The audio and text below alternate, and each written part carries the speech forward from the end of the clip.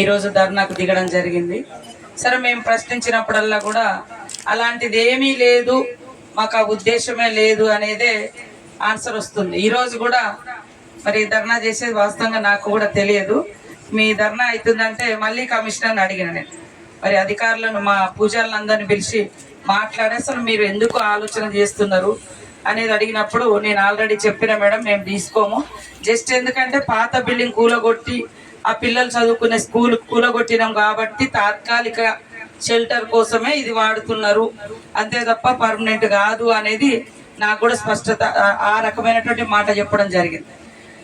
కాబట్టి పూజారులందరూ కూడా, ఎందుకంటే మరి ఏషియాలోనే అతిపెద్ద ఆదివాసీ జాతర మన సమ్మక్క సారలమ్మ జాతర, వరంగల్లో మరి కార్యాలయం ఉండడం అనేది ఆనాటి నుంచి ఈనాటి వరకు కూడా ఒక రూపం వచ్చింది.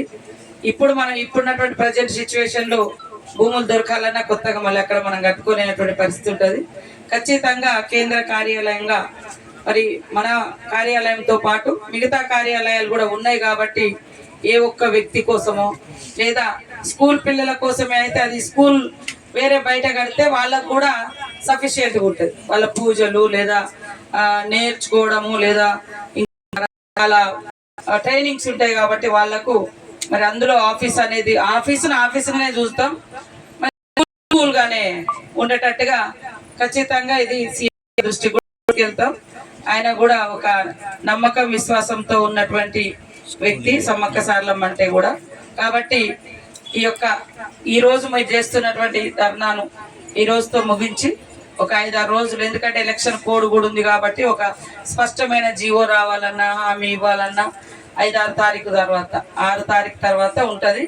ఈలోపు నేను కూడా రేపెల్లుండి కమిషనర్ను పిలిపించి అదేవిధంగా సంబంధిత మంత్రి గారు సోదరిమణి కొండ సురేఖ గారితో కూడా ఈ విషయం పైన స్పష్టంగా మాట్లాడి మీ కార్యాలయానికి మన సమ్మక్క సారలమ్మ మరి కార్యాలయానికి ఎలాంటి ప్రమాదం కానీ లేదా వేరే వాళ్ళ ఆక్రమణలో కానీ పోకుండా స్పష్టంగా నిలబడి మన తరపున ఉంటామని తెలియజేస్తూ, రేవంత్ రెడ్డి గారు కూడా ఏదైతే మనకు ఆధారాలు ఉన్నాయో, మనకు ఏదైతే హక్కులు ఉన్నాయో వారు కూడా సీఎం గారు తప్పకుండా కాపాడుతాడు.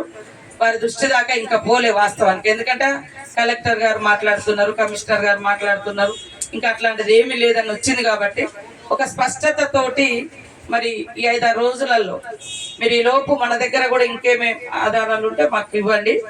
అది ఏదున్నా లేకునే కదా ఆఫీస్గా కొనసాగుతుంది.